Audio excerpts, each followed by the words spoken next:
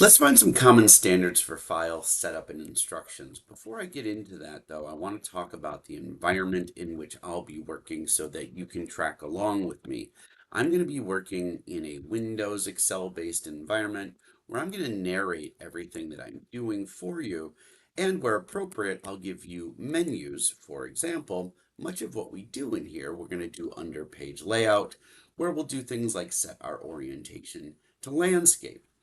Additionally, though, I use a lot of shortcuts so that if I wanted to get back to that area to do something, I could do Alt plus PSP and get myself in that same area. So after giving you menu navigations, I'll move to my more productive shortcuts way, but that way you can always pause and look up what I've dictated so that if there are Excel features or functions you don't know easily, you can go find them. For example, our number formats will be something like 1, 2, 3, 4, 5, 6, 7. I always like to do my data entry first and then navigate to home.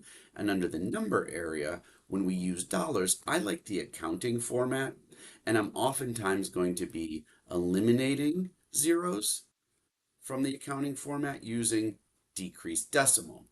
Versus if I do something like 12% and I make it a 12 and then change it into home number percent, I'll oftentimes then increase the decimal using this one so that we get 2 digits past the period in our decimals.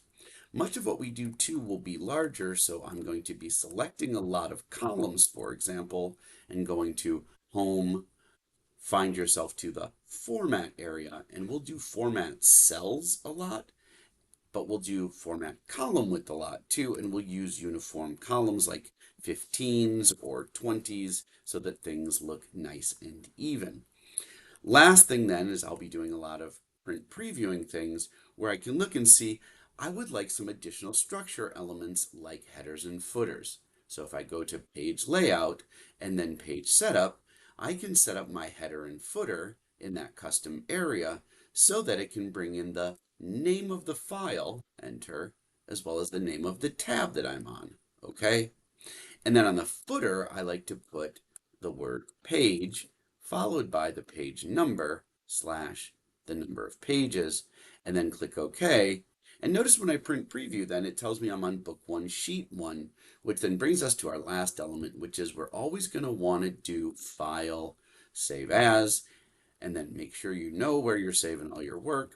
And we're going to give it a common name like SBNM 5300 for the course will be our first variable.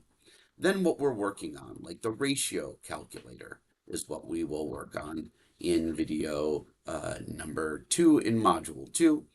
And then our last name. And then that way when we print preview, we see it comes up automatically in the header. We'll also be very intentional about naming our tab names or sheet names like income statements. And then that way when I save it and then print preview, you can see I've got a nice header with file name and tab name, a footer with the word page, page number, number of pages. And then these are the standards with which we'll be working, and we will be peeking at print preview a lot to make sure that everything is printable. This way, we can all have a common set of standards to have excellent looking Excel that conforms to some quality organization.